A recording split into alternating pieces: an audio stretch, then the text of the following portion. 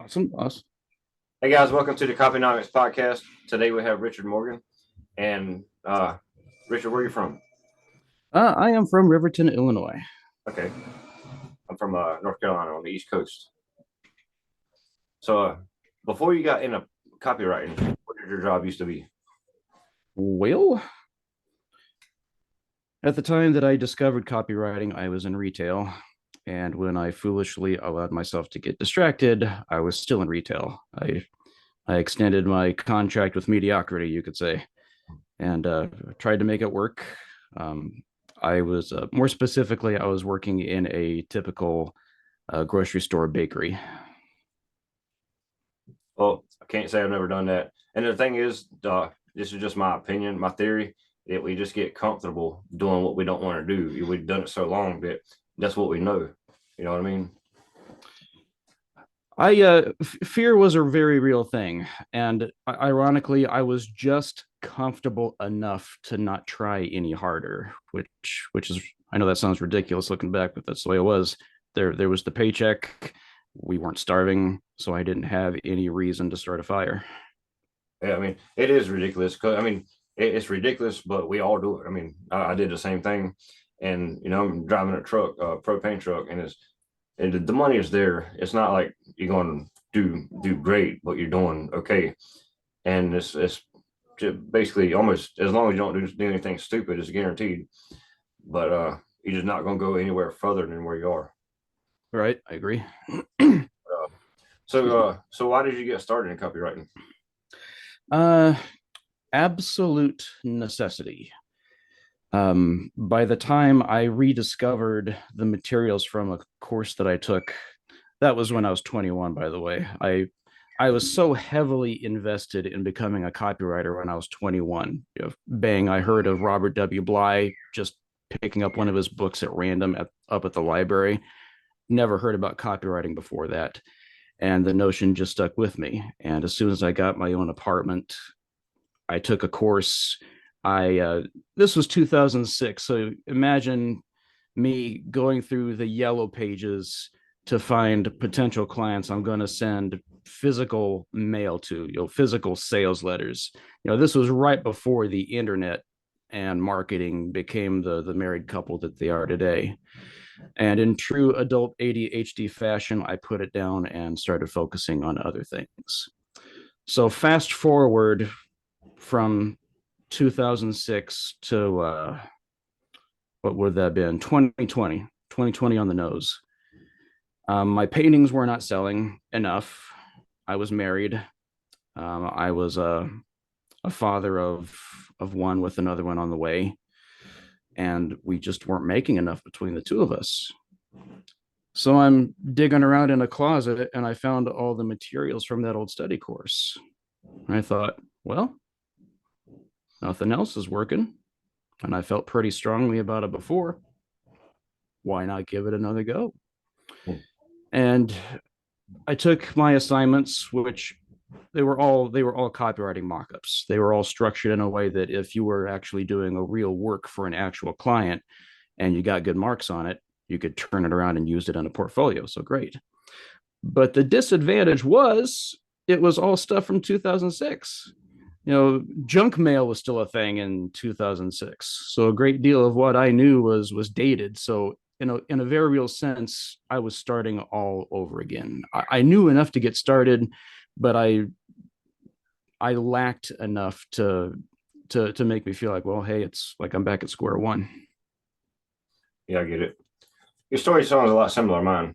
Um, Me and my wife, we had our first kid, and he had his ventricles in his heart were upside down. Oh, They worked themselves out. I don't know how, but they did. So so then we had a daughter for about 4 years later, and she was born at Duke because my wife's blood pressure was real high. She's high risk. She's type 1 diabetic. And then, but my daughter, a week after being born, she had to have major heart surgery, and then she had a feeding tube and everything. And then exactly her first birthday, she was in heart surgery again. So she's had two open heart surgeries and about 12 non-open heart surgeries. And they put these balloon things in her arteries to make them bigger. because me and you, we can have a stint because we're not going to outgrow it. But as long as she's growing, she's going to keep having to have them surgeries. So it's kind of like the same thing for my wife. Don't work because she's got take the kids to the doctor all the time, and I had just a single income, and I had to do something. So I got into copywriting, and it's not did I like my job too, and I mean it's not a bad job, but at the same time, if anything were to happen, the other income is there. Yeah, cool, cool. But so I get what you mean about necessity, and uh, when I earlier, like when I said you get comfortably be broke, it kind of changed that for me. So so how did it go in the beginning? Like when you started out, I know you said you had to learn a lot more because you're basically starting over from ground zero. Yeah. I the only advantage that I had over the me that I was when I was 21 was that I had a little more business sense. When I was 21, coming fresh out of that course, I knew how to write, but I had no business instincts. So I had the benefit of being able to get a little more in touch with the business world. And you could almost say that I took a shortcut because when I got on the internet and started looking up how to find clients, that's when I discovered the writing marketplace Upwork. And I figured, okay, it's worth a shot. I made my profile, threw up what little credentials I had, and I just started taking whatever piddly job I could get. And looking back, there was probably a much easier way to do that. Because if you've ever been on Upwork, you know that there are people that will have you do an insane amount of work for an insulting amount of pay. But at the end, it was good because I was dusting off these muscles that hadn't been used since I was 21, so to speak. So the time that I put in, I may not have made that much money, but I did uh, get some of that writer's sense back, those writer's instincts back, and it was good practice and good exercise. Yeah, same here. I was working for dirt cheap when I first got started, and I'm like, man, I know I could make more, but at the same time, I'm grateful for it because I would write like 3 or 4 sales pages in a week sometimes, and it was hard to keep up with that because what the good thing about it is they were templated, so I only had to change a couple things about them. But overall, I'm glad I have it because I just did so many of them that I just kind of I knew how to if I wanted to sit there and take it would take me 3 days to write probably 3 or 4 of them because I would just go back through each one of them and say, why did I write that and write something else. But and that's the same thing with any business now. It don't matter what you're doing. Like if you're hauling stuff with a truck, uh, those sites like that, new people just bring the price down. But I mean, you got to learn. I agree. I agree. So what did you do to go from making junk, not very much to actually making a living doing it? In the beginning, it came down to the law of averages. I was making the mistake of sending out one proposal at a time. And sometimes you heard back from somebody within 3 days. Sometimes you didn't hear back for 2 weeks to a month. So I caught on that the thing to do was to send out like 10 proposals at a time. And at the same time, make it a point to sharpen my proposal, my cover letter writing game.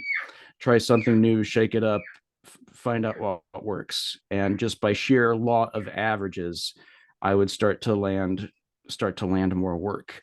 And I eventually caught on that it was a bad idea to take on work that would pay $5 for 3 or 4 days of work. I got that beat into me eventually. I eventually learned my lesson. It took me a minute, but it's that sheer law of averages that started working in my favor. I mean, why does mediocre music have such a strong hold in the market right now? Um, the law of averages. You get these people that can barely carry a tune, but they've got the looks, and they get in touch with the people that have the reach. They broadcast to millions of people. Even if only 10% of a million listeners likes their music, that's still a substantial amount of people that'll go out and buy your CD. You compare that to the people that are actually talented that play in a jazz bar once a week. They have an audience of 50. Maybe 1 in 50 people likes their music. So it's still that law of averages that's the game changer. So that's what got me into sending out a minimum of 10 proposals at a time. Yeah, that makes sense. Back when I was doing network marketing, I used to do like Facebook lives, and I would start talking to people and just adding people, basically building my audience. And at first I was getting like maybe one or two here and there, but over the course of like a month, I had sent out so many that I don't know if they didn't pay attention to them at the first or not. But there was a point that I had so many that I couldn't talk to everybody. That's awesome. Plus, too, I'm sure it's a blessing that we're doing this now in the age where you don't have to send out physical mail. Like, I can't tell you how much money I lost on stamps in those early days before the internet knew what advertising was. Yeah, I was about to say, I'm guessing I've never done it, but I'm assuming it gets expensive.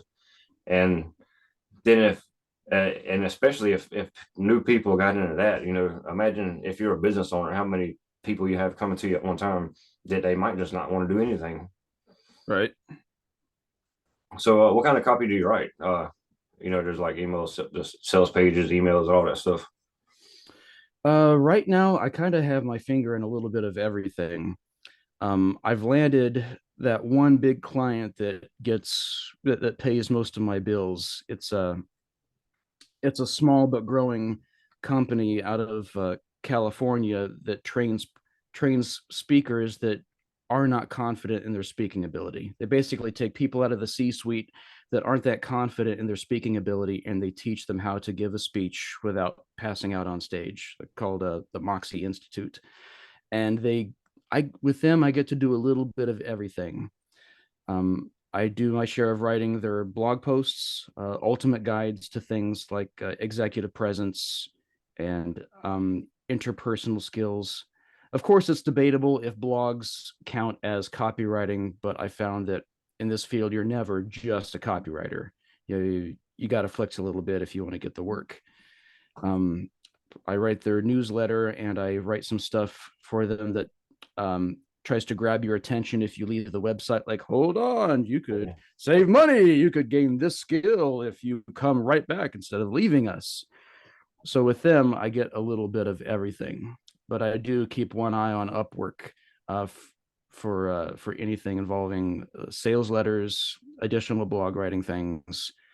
I had a stretch of 4 or 5 months where I did nothing but write sales captions for a marketing company that largely used Instagram, and that was fun. That was an exercise in brief form copywriting. One of the more fascinating stints that I had was a local advertiser that was trying to get people to spend local in one of these towns where it is just pure wealth. If you Google this place, you look at, I don't think there is a house with less than 4 bedrooms in this entire city. It's one of those places. And you're trying to get these people that are sitting on this cash during the pandemic to spend local and get some of the cash back into the economy. That was interesting. So I've been all over the map, quite literally. That's funny. It's funny because we have those places are, I guess they're everywhere, but it's like you have a rich place next to a poor place, next to a rich place, next to a poor place. Right. So, is there any books that you recommend or courses or anything? Well, the course that I took, I recommend it just because it was very solid and comprehensive. Naturally, it's changed. It went by the name the Institute of Copywriting, and if you look them up now, they've expanded quite a bit. Now it's just called the Institute, and they offer courses on child psychology and everything else. But the copywriting course is still there. What made it high quality for me is that my instructor was the legendary Norman Colpus of Colpus Media. You look this guy up, and he's big, and he took the time to be an instructor for a fledgling like me, which I think is awesome. At the time, it was $500, but obviously don't quote me on that now because I'm sure a lot has changed in what 13, 14 years. Inflation. Um, Anything written by Robert W. Bly is going to be worth its weight in gold. He was one of the pioneers of it, and people still refer back to him even now with the way that the medium has changed. And he's still living, he's still doing copywriting, and he's keeping up with the trends and the way everything has gone online.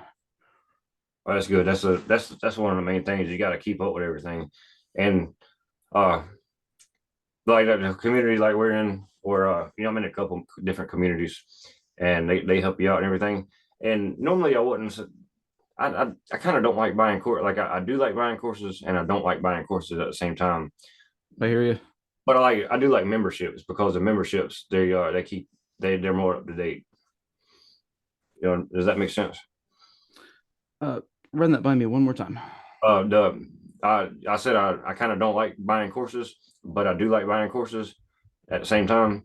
Uh, but memberships where you pay monthly, they're a little bit more up to date, so you know what's working a little bit better.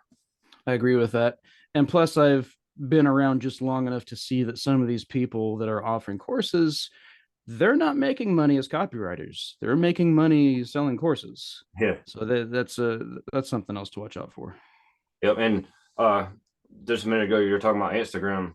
It used to be you had a big long sales letter that like 7 or 8 pages to sell something, and now it's like attention spans are really short. So it's funny, even on these videos, I just I can see the analytics, and I can see how long people watch it, and they all fall off about the same time. But the attention spans are short. So now, like what's working now is you have to get somebody's attention like right now. What is it, 3 or 4 seconds at the longest? Something like that. And so, I mean, like on Instagram, as soon as a video pops up, you have to catch your attention right then, or you lose them. Right. And like it's kind of bad because you miss the old days where it was easier. I remember reading through sales pages that I didn't write, but they were aimed at me that were easily 6, 7, 8 pages long. Mhm. Just because the guys were good. They knew how to keep my interest rolling right along, and I thought those are examples. And I don't even know if that stuff could survive today. Yeah, and that's what I learned from is the long ones. And now if I'm writing, I'm like, how do I make this shorter? You have to cut something out, but in my mind, I'm looking at it, I think I'm like, I wrote a masterpiece here. Now I have to cut half of it out. Right. So, And plus, it doesn't help that some of these services force your copy to only be visible for what the first 2 or 3 lines. That's an additional factor I've discovered. yeah. So now, if I was going to learn anything, the not I wouldn't say the most important part, but I guess it is because that's where you have to catch people's attention. Is what is a hook? Learn really good hooks Yeah, because I agree with that. yeah, because if not, you're not getting anybody's attention. But do you have any social media like LinkedIn or something that you share that people connect with you? I am in a lot of places, but the place to start would be richardmorganwrites.com. Okay. And from there, you've got my podcasts and my social media presence and everything else. Okay. I'll link that up in the description of the video. Okay, awesome. So where do you see yourself going from here? Well, I'm catching myself getting comfortable, and I plan on breaking out of that. What's been really interesting about this journey is that the 9 to 5 mentality, you think you've shed it, and then you find out, well, I find out later that I haven't. I still have a dedicated workspace. I still have this mindset where I'm going to work from this time to this time. Not that there's anything wrong with that, but I keep forgetting that where I'm at now, there's a lot more flexibility. If on the days that I'm sick, it's taken me a minute to realize, wait, I can still work. I can work from bed if I want to. She'll prop my laptop up on my knees and no problems. It's no different. So that I need to shed more of that brick and mortar workplace mentality and and branch out. I especially need to get more than one client. I'm pretty comfortable right now with one major client, and I found that that's not necessarily the course of wisdom. It's smart to have at least 2 or 3 clients in your back pocket at any given time. Yeah, That's where I'm going to try to get to. I agree with that, because if not, I mean, I like that. Like my goal was to have like maybe 5, and I like email copy myself. But if I could have like 5 email copywriting clients at one time, because that way, if you lose 2 of them, you still have 3. You know. Let me escort the baby out of the office. The other one, let him in. All right, I'll pause it. Sorry, where were we? We were talking about I don't remember. Oh yeah. But anyway, so I agree with it, because I like to have 5 email copywriting clients, because if I lose 3 of them or 2 of them, I still have 2 or 3 left. Just having that cushion. Yeah, I went a very long time without getting a client that would stab me in the back, and I, foolishly adopted that